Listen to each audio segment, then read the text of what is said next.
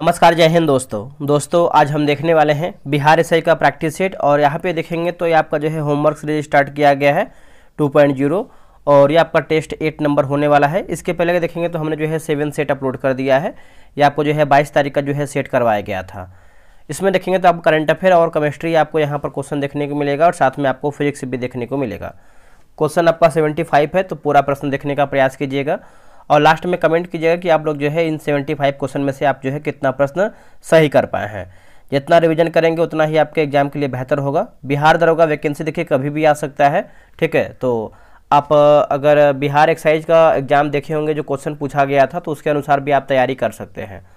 चलिए क्वेश्चन को शुरू करते हैं। पहला हमारा प्रश्न क्या है देखेंगे। देखिए पहला हमारा प्रश्न है कि T20 क्रिकेट विश्व कप 2026 के 10वें संस्करण का आयोजन कहाँ होगा। इसका आंसर क्या होगा पहले का। देखिए पहले का सही आंसर देखेंगे तो आपका भारत प्लस श्रीलंका हो जाएगा। ऑप्शन नंबर जो है सी होगा, भारत प्लस श्रीलंका, याद रखिएगा।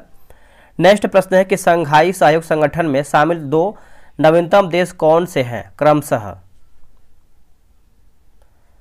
तो इसका देखिए 2 सदस्य के बारे में पूछ रहा है जो आपका 2 देश आपका सदस्य है। तो इसमें देखेंगे तो आपका ईरान और बेलारूस होगा। क्या होगा आंसर, ईरान और बेलारूस। ऑप्शन नंबर जो है दूसरे का सी होगा। जुलाई 2024 में किस मंत्रालय द्वारा 25 जून को संविधान हत्या दिवस मनाने की घोषणा की गई है। संविधान हत्या दिवस मनाने की घोषणा की गई है। इसका उत्तर देखेंगे तीसरे का तो ऑप्शन नंबर जो है डी होगा, गृह मंत्रालय जो है सही उत्तर हो जाएगा, गृह मंत्रालय। अगला कि बीसीसीआई अवार्ड 2025 के तहत कर्नल सी के नायडू लाइफ टाइम अचीवमेंट पुरस्कार किस खिलाड़ी को प्रदान किया गया है। ये किससे प्रदान किया गया, तो दोस्तों ये किया गया है सचिन तेंदुलकर को प्रदान किया गया है। ऑप्शन नंबर होगा सचिन तेंदुलकर को, ठीक है। तो ऑप्शन ए याद रखिएगा। हाल ही में आयोजित पेरिस ओलंपिक में भारत की ओर से मशाल वाहक कौन रहे हैं। मशाल वाहक कौन रहे हैं। आंसर देखेंगे 5वें का तो अभिनव बिंद्रा हो जाएंगे। आंसर देखेंगे तो बी उत्तर हो जाएगा, अभिनव बिंद्रा। 18वां और 19वां पैरा ओलंपिक खेल आगामी वर्षों में क्रमशः कहां आयोजित होंगे। आंसर हो जाएगा लॉस एंजल्स और यहां पर ब्रिस्बेन होना चाहिए, ब्रिस्बेन। तो ऑप्शन नंबर देखेंगे तो आपका 6 का जो है ए सही आंसर हो जाएगा, लॉस एंजल्स एंड ब्रिस्बेन, ठीक है। तो चलिए आते हैं अगले प्रश्न पे। क्वेश्चन नंबर 7 नंबर देखेंगे। पेरिस पैरा ओलंपिक 2024 के खेलों में भारत की ओर से उद्घाटन समारोह के ध्वजवाहक कौन रहे। देखिए ध्वजवाहक की बात करते हैं तो उद्घाटन समारोह में तो इसका उत्तर हो जाएगा सुमित अंतिल और भाग्यश्री जाधव, है ना। ऑप्शन नंबर देखेंगे तो सुमित अंतल लिखा गया है, सुमित अंतल और भाग्यश्री जाधव। ऑप्शन नंबर जो है 7 का ए सही उत्तर होगा। पेरिस पैरा ओलंपिक 2024 के खेलों में पदक तालिका में शीर्ष पर कौन सा देश रहा है। देखिए शीर्ष पर आप दोस्तों देखेंगे तो आपका चीन रहा है पहले पे। ऑप्शन नंबर जो है आपका 8वें का ए सही उत्तर हो जाएगा। चाइना जो है सबसे अधिक पदक के मामले में देखेंगे तो आपका पहले नंबर पे है।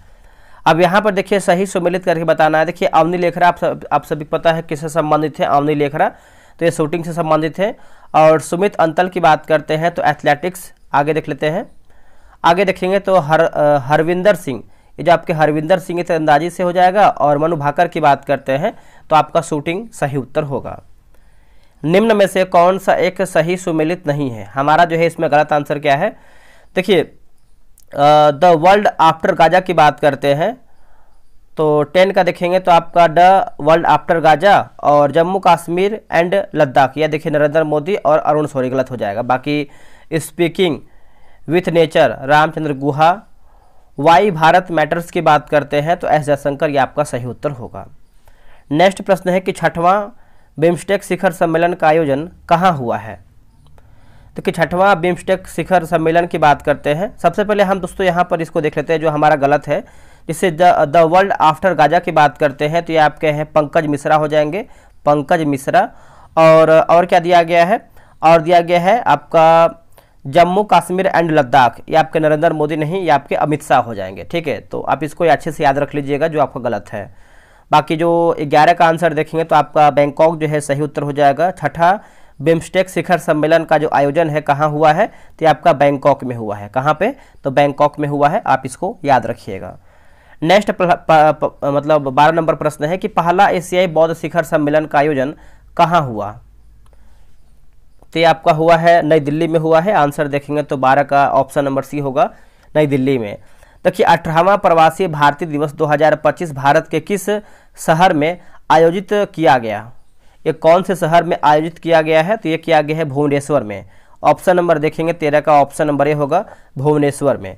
आगे बढ़ेंगे, 8वां हिंद महासागर शिखर सम्मेलन का आयोजन कहाँ किया गया, दोस्तों ये कहाँ पर किया गया है, तो ये किया गया है मस्कट, ओमान में किया गया है। ऑप्शन नंबर देखेंगे तो सी होगा, मस्कट, ओमान में।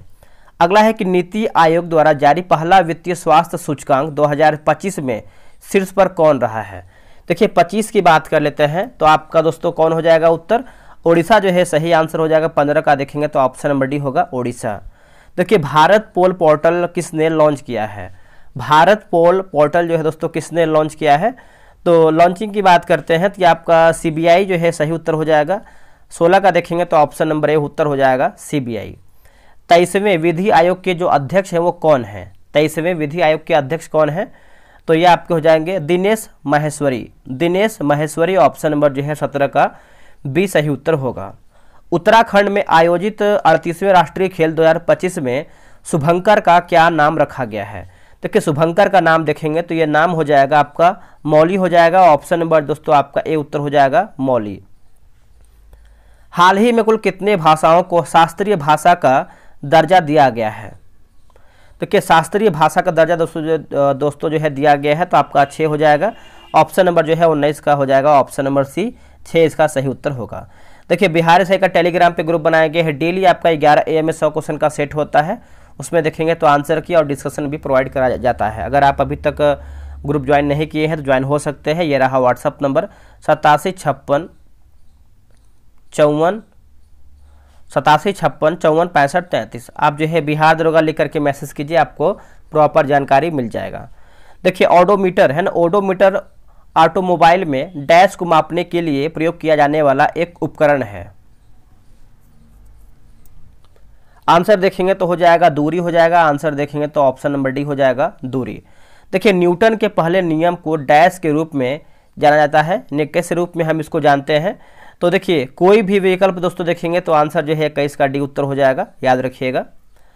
अगला है कि जब एक बस अचानक शुरू होती है तो यात्री पीछे की ओर धकेले जाने का अनुभव करता है, यह निम्नलिखित में से किसका उदाहरण है, यह किसका एग्जाम्पल है, तो ये देखेंगे तो न्यूटन के प्रथम है ना पहला नियम हो जाएगा। ऑप्शन नंबर जो है 22 का ऑप्शन नंबर ये होगा, न्यूटन का पहला नियम। किसी पिंड का द्रव्यमान उस पर कार्यरत बल और उसके द्वारा उत्पन्न त्वरण के अनुपात के बराबर होता है, त्वरण के अनुपात के बराबर होता है। देखिए 23 का आंसर देखेंगे तो ऑप्शन नंबर डी हो जाएगा, जड़त्व का द्रव्यमान जो है सही आंसर हो जाएगा, ऑप्शन नंबर डी होगा, जड़त्व का द्रव्यमान। देखिए जब एक स्थिर गति से यात्रा कर रही बस में एक यात्री को पीछे की ओर धकेला जाता है तो बस आगे की ओर त्वरित हो जाती है, इस बल को कहा जाता है क्या, दोस्तों इस बल को हम क्या कहते हैं।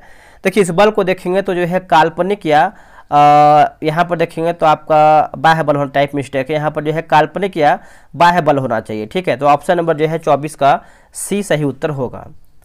उस पिंड का द्रव्यमान क्या है जो 90 N के बल से 2.6 मीटर प्रति सेकेंड स्क्वायर की दर से त्वरित होता है, बताइए इसका आंसर क्या होगा। देखिए इसका सही आंसर 25 का देखेंगे तो आपका 34.6 किलोग्राम, ऑप्शन नंबर जो है 25 का बी सही होगा। जब तक किसी बाहरी बल द्वारा अन्यथा कार्य करने के लिए प्रेरित न किया जाए, हर पिंड अपनी विश्राम है ना विश्राम अवस्था या सीधी रेखा में एक समान गति की स्थिति में रहता है। देखिए 26 का आंसर देखेंगे तो ऑप्शन नंबर सी होगा, जड़त्व का नियम और न्यूटन का पहला नियम। ऑप्शन नंबर जो है 26 का सी, ए और बी दोनों सही है। न्यूटन ने गति के नियम अपनी कौन सी पुस्तक में प्रतिपादित दोस्तों जो है किया था, इसका उत्तर देखेंगे तो प्रिंसिपिया जो है सही उत्तर हो जाएगा, प्रिंसिपिया है ना, ऑप्शन नंबर जो है 27 का बी सही होगा।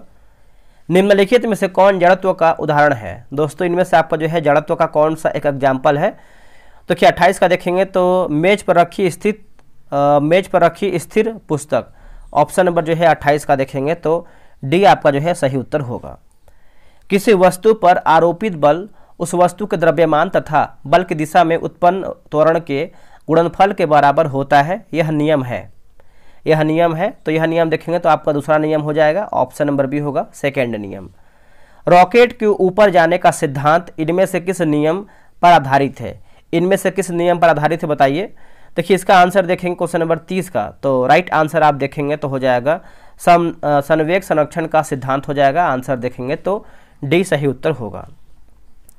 जब कोई व्यक्ति नाव से किनारे पर कूदता है तो नाव का पीछे की ओर चलना डैश उदाहरण है, मतलब पीछे की ओर चलना उदाहरण है किसका? तो ये दोस्तों उदाहरण है क्रिया प्रतिक्रिया बल का उदाहरण है। ऑप्शन नंबर जो है 31 का ये होगा, क्रिया प्रतिक्रिया बल का उदाहरण है, ऑप्शन नंबर ए। नेक्स्ट हमारा प्रश्न है कि निम्न में से कौन सा तथ्य न्यूटन के गति के पहले नियम को दर्शाता है? देखिए न्यूटन के गति के पहले नियम को दर्शाता है, तो इसका उत्तर देखेंगे तो ऑप्शन नंबर बी होगा, किताब जो टेबल पर फिसल कर रुक जाती है। ऑप्शन नंबर जो है 32 का बी राइट आंसर होगा। नेक्स्ट प्रश्न है कि फुटबॉल के खेल में गोलकीपर गेंद को गोल की ओर मारने के बाद अपने हाथ को पीछे की ओर खींचता है, इससे गोलकीपर गेंद को गोल की ओर मारने में मदद मिलती है। तो इसका आंसर देखेंगे तो इसका आंसर हो जाएगा 33 का बी सही उत्तर होगा, संवेग परिवर्तन की दर कम करे, है ना, मतलब संवेग परिवर्तन की दर कम करे, ठीक है। तो ऑप्शन नंबर जो है 33 का बी सही होगा। भौतिक की कौन सी शाखा किसी वस्तु की गति के कारण को देखकर जो है उसका अध्ययन करती है? इसका आंसर देखेंगे तो गति की हो जाएगा, ऑप्शन नंबर दोस्तों ए होगा गति का, ठीक है। नेक्स्ट प्रश्न है कि चलती ट्रेन में यात्रियों को अचानक आगे की ओर झटका क्यों महसूस होता है जब ट्रेन अचानक रुक जाती है?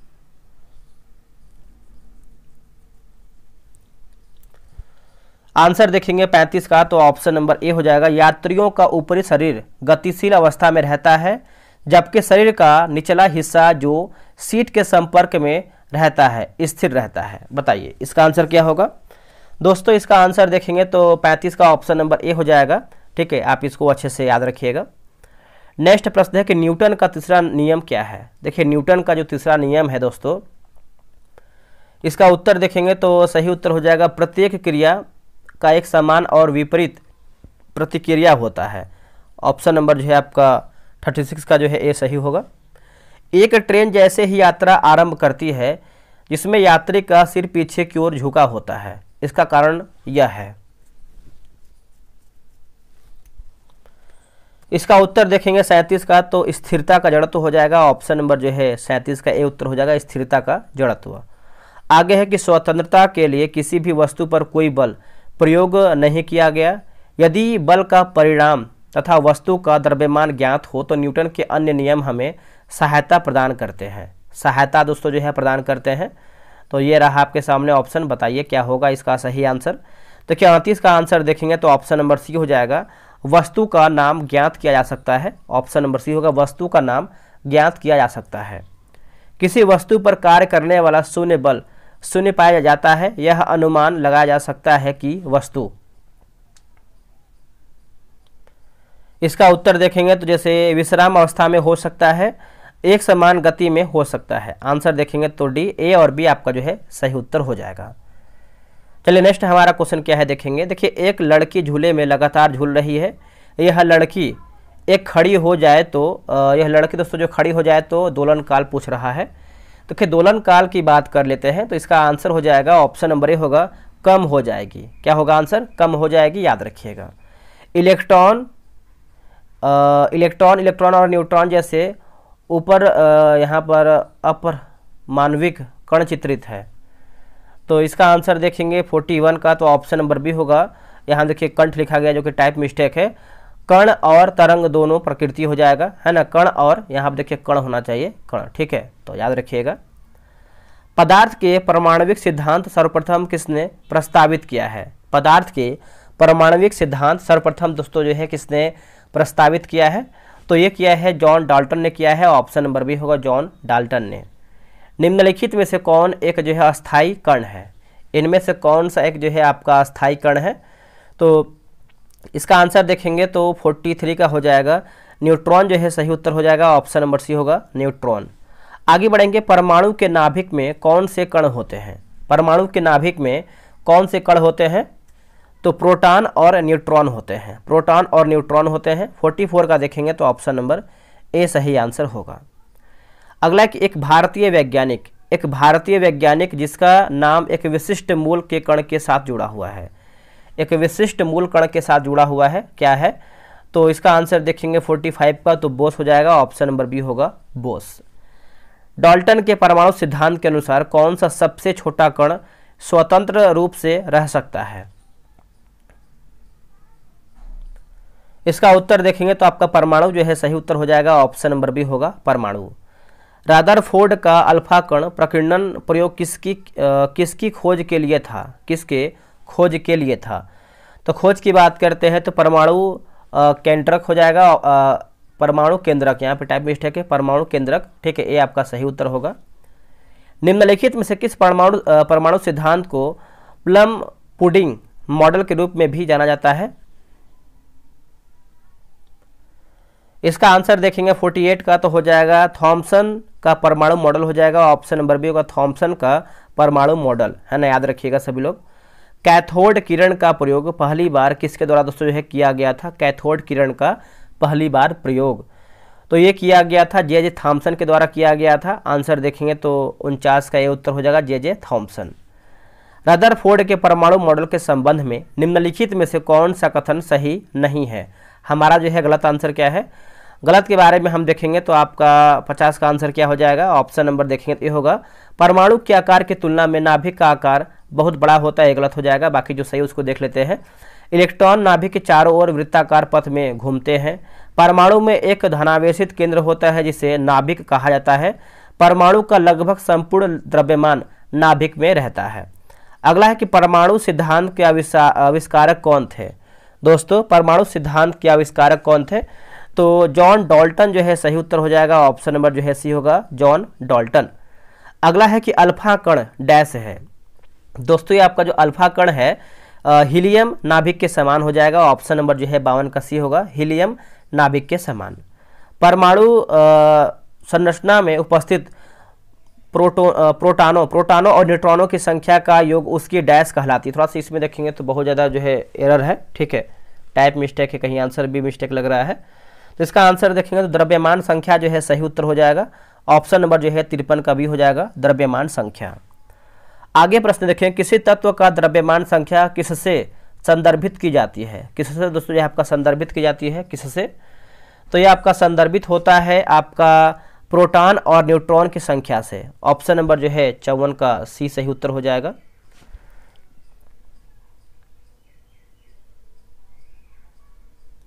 नेक्स्ट हम क्वेश्चन देखेंगे। देखिए बोर के परमाणु मॉडल में निम्न में से कौन सा कथन सही नहीं है? हमारा जो है गलत आंसर क्या है? 55 का देखेंगे तो इलेक्ट्रॉन नाभिक में परिक्रमा लगाते हैं, यही दोस्तों जो है गलत आंसर हो जाएगा। बाकी नाभिक परमाणु के केंद्र में स्थित है।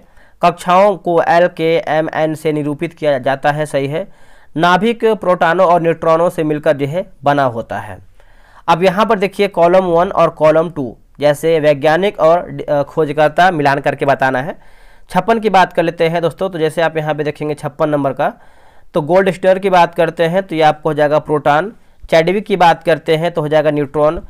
जे थॉमसन की बात करते हैं जे थॉमसन, तो ये आपका हो जाएगा इलेक्ट्रॉन होगा। और जो आपका जॉन डाल्टन है ये आपका हो जाएगा परमाणु सिद्धांत। ऑप्शन नंबर जो है 56 का ये सही होगा। भारतनाट्यम दक्षिण भारत के धार्मिक विषयों पर यानी विषयों और किस धर्म के आध्यात्मिक विचारों को व्यक्त करता है? आध्यात्मिक विचारों को व्यक्त करता है। इसका आंसर देखेंगे तो हो जाएगा शैव धर्म जो है सही उत्तर हो जाएगा, ऑप्शन नंबर बी होगा शैव धर्म। उन 3 शहरों के नाम क्या है जहां कथक नृत्य की परंपरा विकसित हुई थी और जिनका नाम उन शहरों के नाम पर जो है रखा गया है? देखिए इसका सही आंसर आप देखेंगे तो 58 का जो है सही उत्तर हो जाएगा, ऑप्शन नंबर देख लेते हैं 58 का ऑप्शन नंबर होगा जयपुर बनारस लखनऊ हो जाएगा। आप इसको अच्छे से याद रखिएगा, जयपुर बनारस लखनऊ। आगे बढ़ते हैं। भारत के निम्नलिखित शास्त्रीय नृत्यों में से किसका प्रारंभिक रूप जो है लाई हरवा है? लाई हरवा है। इसका उत्तर देखेंगे तो 59 का ऑप्शन नंबर ए होगा, मणिपुरी जो है सही उत्तर हो जाएगा, मणिपुर है ना, ये आपका सही उत्तर हो जाएगा। कथकली ने किसके संरक्षण में 17वीं शताब्दी में दक्षिण भारत में आकार लिया था? इसका आंसर देखेंगे 60 का तो ऑप्शन नंबर दोस्तों सी हो जाएगा, कर्नाटक के राजकुमार। क्या होगा आंसर? कर्नाटक के राजकुमार। कौन सा नृत्य भारत के अधिकांश अन्य नृत्यों की तुलना में अंतर्मुखी और असनियमित है ना, और कलाकार कभी भी दर्शकों में सीधे आंखें नहीं मिलाता? आंसर हो जाएगा मणिपुरी हो जाएगा, ऑप्शन नंबर ए उत्तर हो जाएगा मणिपुरी। संगीत नाटक अकादमी से अब तक भारत के कितने शास्त्रीय नृत्यों को जो है मान्यता प्राप्त है? तो 8 शास्त्रीय नृत्यों को, ऑप्शन नंबर बी होगा। निम्न में से किस में भारतीय नृत्य शैलियों का संदर्भ पाया जाता है? इसका उत्तर हो जाएगा नाट्य शास्त्र हो जाएगा, ऑप्शन नंबर जो है आपका 63 का बी उत्तर हो जाएगा, नाट्य शास्त्र। कौन सा नृत्य 500 साल पुराना एक भारतीय शास्त्रीय नृत्य है जो असम के वैष्णव मठों से विकसित हुआ है? इसका उत्तर देखेंगे तो हो जाएगा सतरिया नृत्य हो जाएगा, ऑप्शन नंबर सी को सतरिया नृत्य। भारत का पहला पारंपरिक नृत्य कौन सा है जिसे थिएटर कला के रूप में नए सिरे से तैयार किया गया और इसे देश और विदेश दोनों में जो है व्यापक रूप से प्रदर्शित किया गया? देखिए 65 का आंसर देखेंगे तो ऑप्शन नंबर डी भारतनाट्यम जो है सही आंसर हो जाएगा, भारतनाट्यम। निम्नलिखित नृत्य शैलियों में से कौन सी मूल रूप से तमिलनाडु के मंदिरों में देवदासियों द्वारा की जाती थी और इसलिए इसे जो है दासियाट्टम के नाम से भी जाना जाता है? इसका उत्तर हो जाएगा भारतनाट्यम, ऑप्शन नंबर बी होगा भारतनाट्यम। भारतनाट्यम पारंपरिक रूप से किस प्रकार के संगीत के लिए किया जाता है? भारतनाट्यम तो यह आपको हो जाएगा कर्नाटक संगीत हो जाएगा, आंसर देखेंगे तो डी हो जाएगा कर्नाटक संगीत। आगे बढ़ेंगे, निम्नलिखित में से कौन सा नृत्य राधा और कृष्ण की रासलीला विषय वस्तु पर आधारित है? तो इसका उत्तर हो जाएगा मोहिनी अट्टम हो जाएगा, है ना, मोहिनी अट्टम नृत्य, ऑप्शन नंबर देखेंगे तो ये सही उत्तर हो जाएगा। आते हैं क्वेश्चन नंबर 69 नंबर पे, भारत में शास्त्रीय भाषाओं के बारे में सही कथनों की पहचान करके बताइए।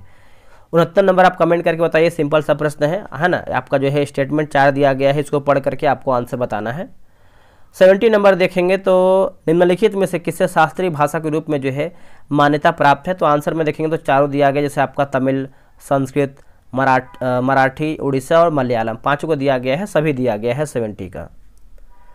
हाल ही में भारत सरकार ने कुछ भाषाओं को शास्त्रीय भाषाओं की सूची में शामिल करने का अनुमोदन किया है। अब कुल कितनी भाषाओं को शास्त्रीय भाषा का जो है दर्जा हासिल है? तो आंसर हो जाएगा 11 हो जाएगा। पाली, मगधी तथा महाराष्ट्री किस भाषा के अंतर्गत आती है?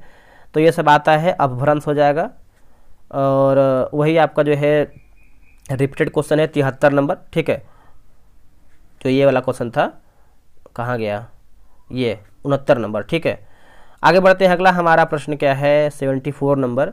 देखिए भारतीय संविधान में देवनागरी लिपि को हिंदी में संघ की राजभाषा कब दोस्तों जो है घोषित किया गया था? तो ये किया गया था 1949 में किया गया था, ऑप्शन नंबर बी होगा 1949 में। संयुक्त राष्ट्र में आधिकारिक संचार के लिए कितनी आधिकारिक भाषाओं का उपयोग जो है किया जाता है? तो इसका आंसर देखेंगे तो हो जाएगा ऑप्शन नंबर बी हो जाएगा, 6 हो जाएगा दोस्तों, क्या होगा 6। अब देखिए 75 में से आप लोग जो है दोस्तों कितना प्रश्न सही कर पाए हैं कमेंट कीजिए, और इसके पहले का भी रिवीजन करते रहिए, बहुत सारा सेट आपका बिहार एसआई का अपलोड हो चुका है। चलिए मिलते हैं एक नई वीडियो में, आज के लिए इतना ही। जय हिंद, जय भारत।